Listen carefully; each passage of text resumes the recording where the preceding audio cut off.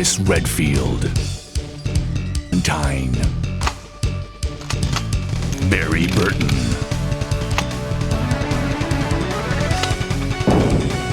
Rebecca Chambers. Albert Wesker.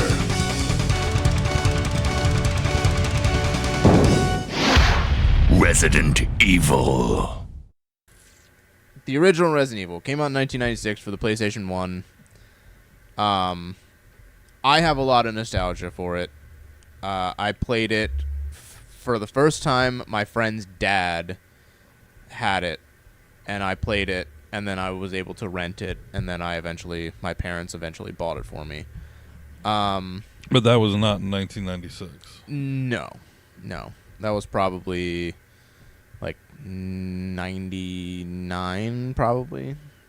98, 99, maybe. So maybe a little bit young for knifing people. I mean, sure, I guess. So, I mean, the gameplay is very basic. You get put in a mansion. Wow, what a mansion! There's a bunch of zombies and monsters. You have guns, you have ammo, different things all around. And you just explore. You find keys to unlock doors. There's, a story going on throughout the game. Like, this is what I believe probably is like one of the main story-driven games. I mean, it's not driven all from story, but there was like a story arc in the game. You have two characters to choose from. It's basically like standard and hard mode. Jill is like the normal mode, and then Chris is a little more difficult when you're Chris. I think I could be wrong on that, but I'm pretty sure that's what it is. Game is completely the same when you're playing with both, except like maybe some real minor stuff. You play the game. The more you explore, you backtrack. You kind of have to remember how to get places, because you will find a key and you'll have to remember, like, this key goes to these doors, and these metals go in this door, and this and that. These gems go in this to unlock, to get this, blah blah blah blah blah. And then there's bosses. There's like 2, technically 3, but you can skip one of them. So you have Yawn, which is the snake, and the tyrant. Those are like the 2. I guess you have the spider, but that's not really, like, I wouldn't consider that a boss. But it was the start of survival horror. It was where pretty much it all began. What's your nostalgia for this one? My nostalgia? Mm-hmm. Like, did you play this back in the day? And like, yeah. That's it. Just yeah. I think the value in this game in particular, like, so if we rewind, mm-hmm. go back, put ourselves in 1997. Mm-hmm. It came out in 96. Erase, obviously, everything that came after it. Sure.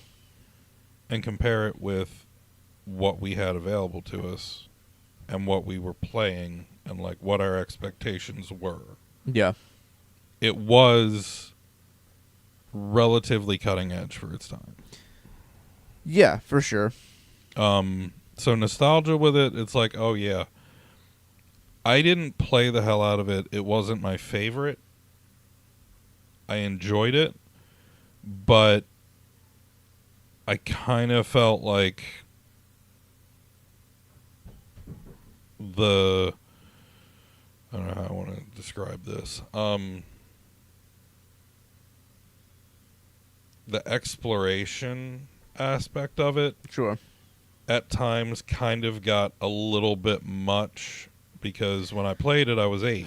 Yeah, I could see that, because, I mean, for a younger kid, to play this, like there are some times where you're running around trying to find like the last locked door, and you feel like you've tried every door, and you're just like, what? Where is this door? Yep. And then you finally find it, and you're like, oh, I forgot about that one, or what have you. And then, like, you know, in this game, the typewriters are how you save. So you have your ink ribbons that allows you to save. They're usually in the save rooms where there's no enemies. And the bad part, about this now is, like, everything auto-saves now. So if you're used to playing games that auto-save, you never had to manual save, you die and you're 3/4 of the way in, you have to start all over. Yeah, but nobody back then had that problem.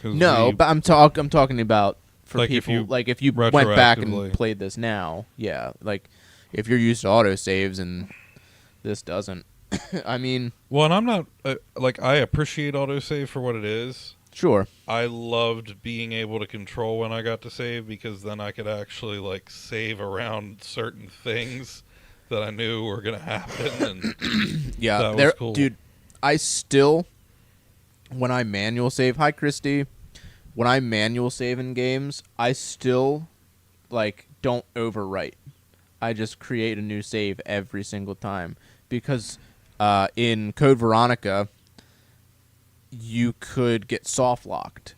So if you got soft locked and you didn't have enough ammo, you couldn't beat the game. So I learned the hard way that all I had to do was save that way, so I could just back pedal to the save before I got soft locked, and search and find ammo and whatever I needed to do, or go back to a previous save and I could play and not use up the ammo for my, Magnum or rocket launcher or whatever. It's like backing up a computer. Basically, yeah. You don't want to save over the same backup every time. Yeah. It's like, oh, shit. It was hosed at that point, too. I need to go back another month. Uh-oh. Yeah. Whoops. So, playing it now, like, I still enjoy this game. I still think I think the thing that hinders this game is the controls, because sometimes they can be very frustrating. Just with, with the camera angles changing, if you, like, are walking or you're not, like, fluently moving, the transition doesn't happen. So, like, your forward now becomes backward or vice versa. And then, like, it kind of, you get off balance, basically, and you have to think. And certain times, there's a zombie right there when you turn the corner, so you're just like kind of frantically like, and then you walk into the zombie and you take damage, and it's kind of like, shit. But I still love playing this game to this day. I mean, I think if you're picking up a game, like, especially back from like the PS1 era, I think they're probably the most friendly to pick up and play, and like be able to enjoy them for like a person that doesn't have nostalgia for the games. Like, I feel in like the 8-bit or like the 16-bit, like some of them just aren't. The 16-bit is a little bit more friendly because the graphics, they're making games with those graphics now. So but the 8-bit kind of stuff, it's a little hard for some people to get into. But with the PS1, you kind of had like the 3D graphics, and some games look atrocious for sure. The 3D-ish graphics. Yeah. I mean, It clearly still looks like a box. Clearly this one, this one's a little bit more like upscaled because it's the one on the PS5. Yeah. The PlayStation Plus, but if we were playing it from the disc, like the graphics would be a little more muddied. But again, I think these are more friendly for if someone wants to go back and like replay, because the Resident Evil series is still ongoing to this day. So Didn't they remaster that? Well, yeah, they had the remake.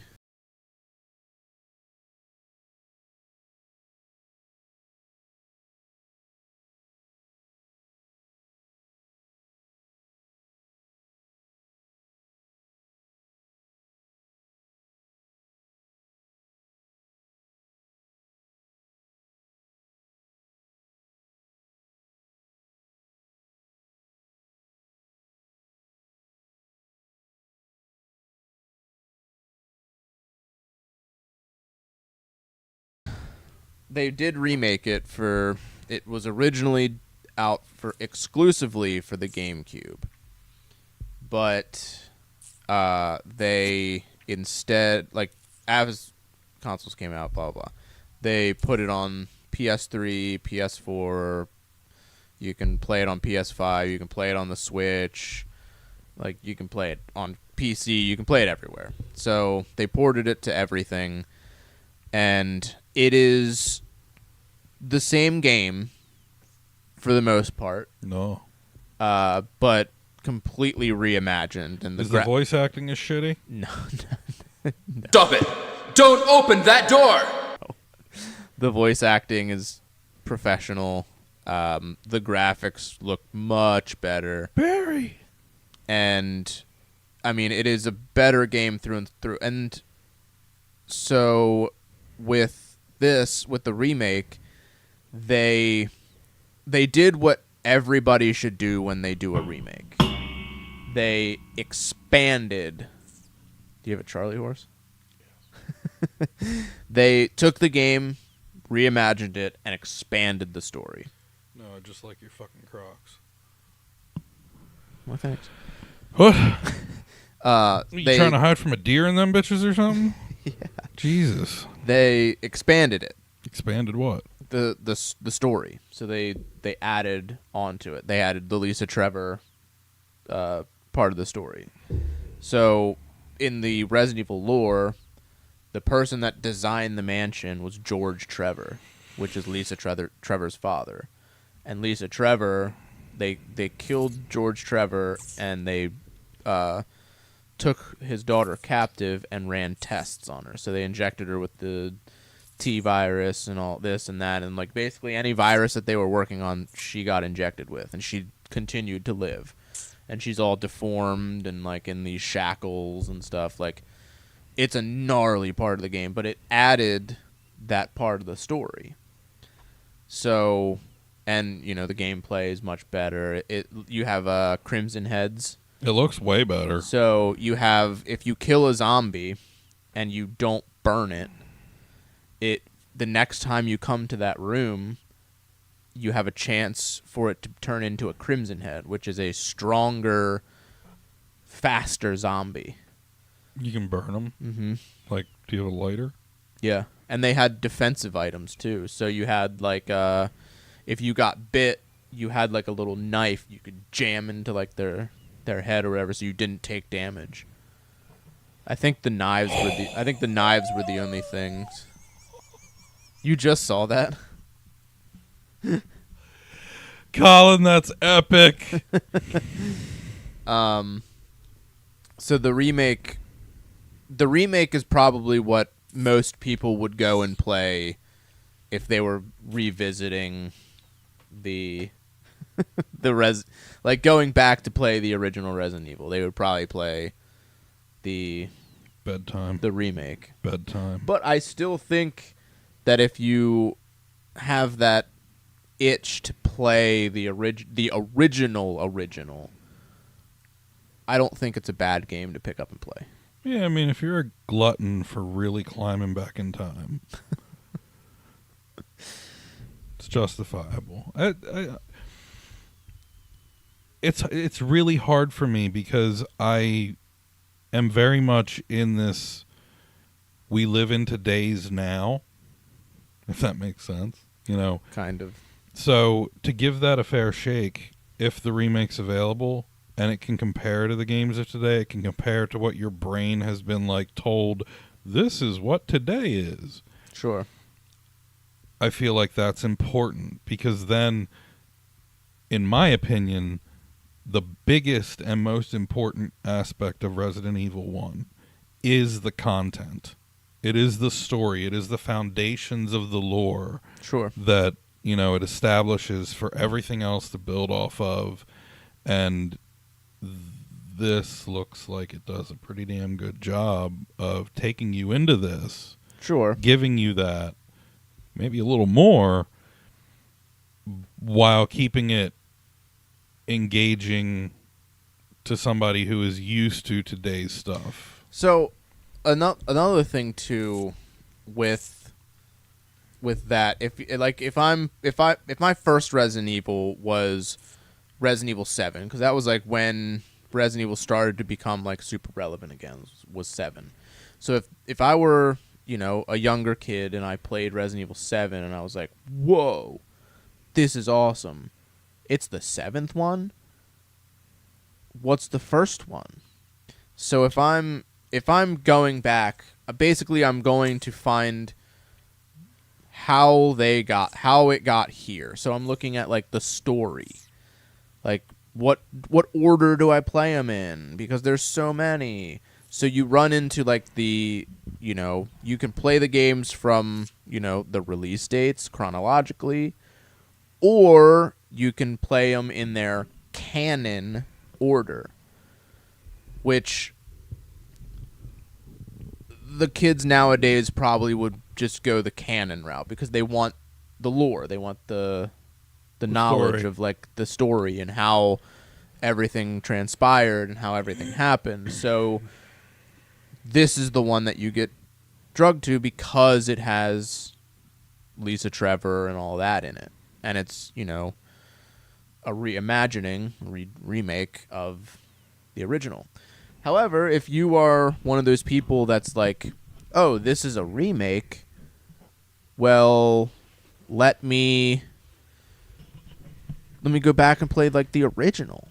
Maybe you do the canon to get to understand the original, but then you want to go back to the PS1 version and play it. Just to get the experience, just to take it in. I mean, I don't think you're. Do you personally know any of those people? I mean, I don't know many kids other than my own. Oh, so I mean, for a kid, I'd be hard pressed to say they should play that because they're probably going to get in there and be like, "What is this?" Some, sure. Some kids, yeah, they're going to be like, well, this is stupid. But somebody that wants to go back and play an old game, or somebody who their dad grew up on these. Well, yeah, I mean, like, when your son's older and you force him to play the old one to appreciate it, yeah, sure. He's going to sit there and be like, oh, this is cool because Dad showed me. Lydia watched me play that one. Okay. She enjoyed watching. Your daughter would watch you color a picture. Probably. Because she loves you. Well, yeah. It ain't about the game. You can pick whatever game you want as long as she's here with you. But there are some games where you can watch her be like, this is stupid, I have no interest. But then she watches another one and she's like, oh, okay. But she knows that I like Resident Evil, so naturally, like if it's something that I'm super into, like maybe it inclines her to do it more. But if it doesn't catch her attention, it doesn't catch her attention. Do you want me to be completely transparent with you about it? About what? Me and my whole like old stuff, new stuff thing. I mean, that is what we're doing here. Well, I mean, we can do that. I wasn't sure if you were just gonna like go on a rant again, but it disappoints me that we hype all this up and just let that go. Unless it's somebody who has, like you have a very distinct memory of this game. So, yes, you're going to go back and play it. But in the context of anybody who's never played it before, who's potentially new to like the idea of Resident Evil, because we have set the bar as this, that has lost a lot of value. But the thing about like, I think you look past what people are going to search. So if you're searching for, Resident Evil 1, you're going to get this, but you're also going to get that. Right. Because there are people that are, playing the remake, because the remake is the remake. But you have people that are still playing the originals, because the originals, the great thing about the first 3 Resident Evils is that they're short. It's not a time sink. You can beat the first Resident Evil in a couple of hours. You can beat the second one in a couple of hours. You can beat the third one in a couple of hours. Like, those games you can beat in a few hours. In one sitting, if you sit down and you're gaming, you can beat the first one in one sitting. So what I'm getting at with what I'm saying, though, is not that, like, you shouldn't do it or it doesn't make sense to do it. It's that you should appreciate what we have now because of what we had before. Not that you should be saying what we had before isn't great because it's not up to what we have now. I mean, yeah. It's like, so the only other way I know to describe it is in terms of something I said earlier today. If we go all the way back in, to like the 70s, when a lot of programs first started, people were handling all the stuff with typewriters and handwritten papers. Yeah. Today, it's all fully automated with computers. So it's like, how far have we really come? Somebody who, like, take a 14-year-old. A 14-year-old, they've got a PS5. That's all they know. They pull this up. This is cool. This is awesome. If you put that in context to that, that's amazing. The new stuff is just purely mind-blowing. Yeah. When you think of where we've come from. So it would be better to articulate in, hey, let's try looking at what it was so you can see where it came from and appreciate the progress as well. But it's, I mean, if I'm going, so if I'm, now let me think about how I want to say this. If I'm me right now, okay, and it's my first time watching Friends, just because it's the biggest box over there and I can see it, okay? So if it's my first time watching Friends and I'm just watching a random episode that came on the TV and I'm just like, this is great. Mm-hmm. I love this show. This is awesome. Mm-hmm. I'm going to go to whatever streaming service and try. I don't even think it's on a streaming service. But if, for examples, it's on a streaming service. I go and I'm starting from the first episode and I'm just going to watch from there. Mm-hmm. It's the same thing of, Resident Evil. If your first one was 7 or your first one was 8, you're like, well, there's 6 or 7 more of these from the numbers. What are they like? How did we get to this this Baker house, or how did we get to this village? How did we get here? Who's Chris Redfield? What? How did this happen? And you Google it, and you're like, oh, Resident Evil 1. There's 2 of them. There's this one, and then there's that one. You don't have to play that one. If you're looking at it of like, you either play that or you play that, you're gonna pick this one, and I'm pointing to that because it's where the remake is. Right. So naturally, you're gonna play the one that looks better. But again, if you decided like, well, that one came out first, I'm gonna try that one first. I think with the way that game is and the way that the Resident Evil games are is it's just it's third person. Well, it's fixed camera angles, but like that's going to be the biggest shock. Like I don't think the graphics are going to be as shocking. It's not going to like the controls and the camera angles are going to be what hurt the graphics game to hurt. somebody. I don't. The I don't voice think, acting hurts. well, I don't know.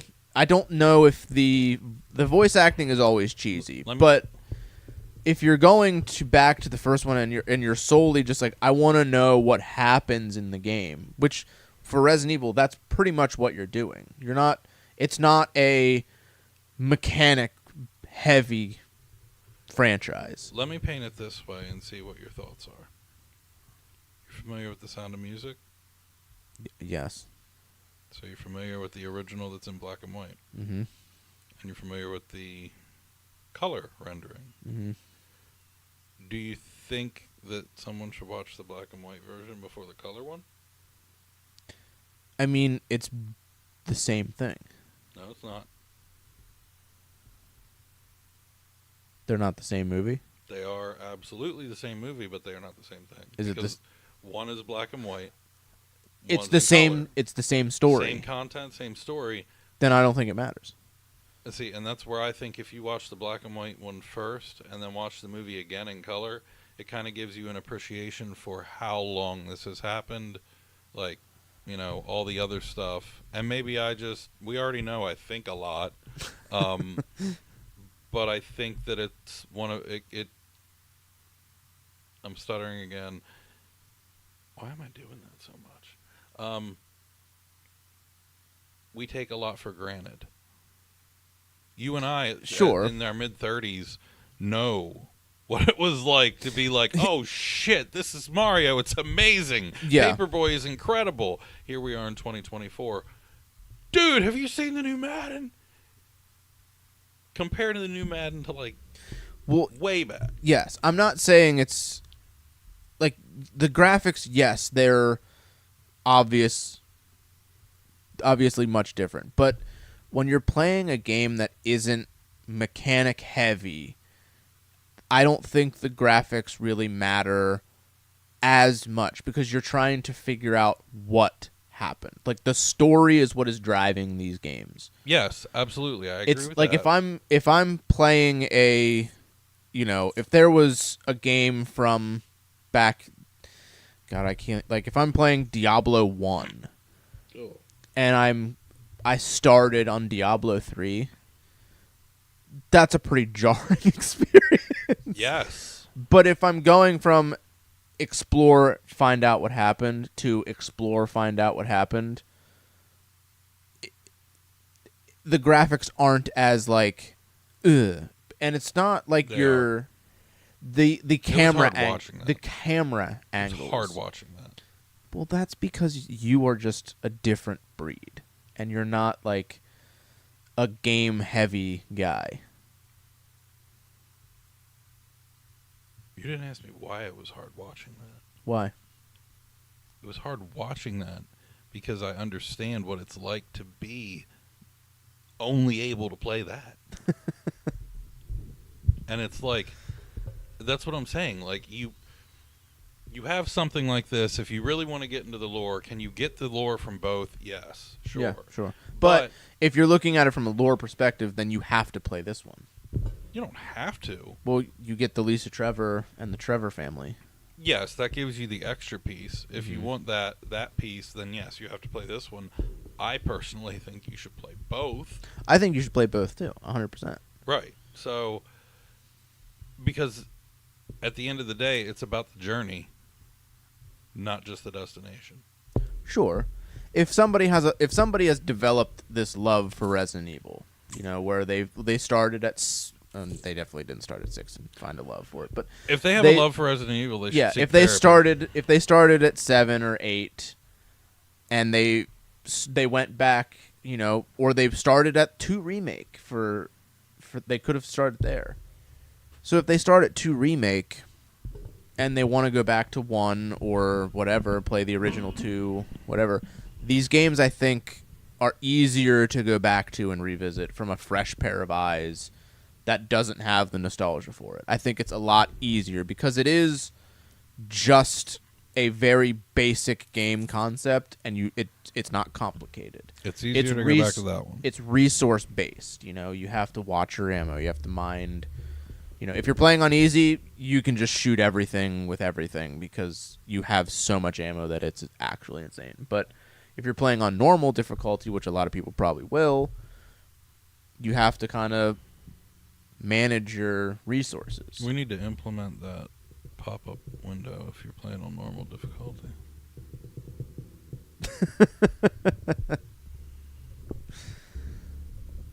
But I think 100%, like the original Resident Evil for the PlayStation 1 holds up. I think if somebody goes in blind, plays it, they're going to enjoy it.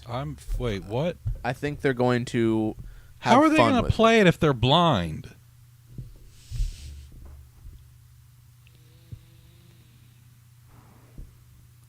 I hope you enjoyed your last day here, Andy. I think it's... Oh!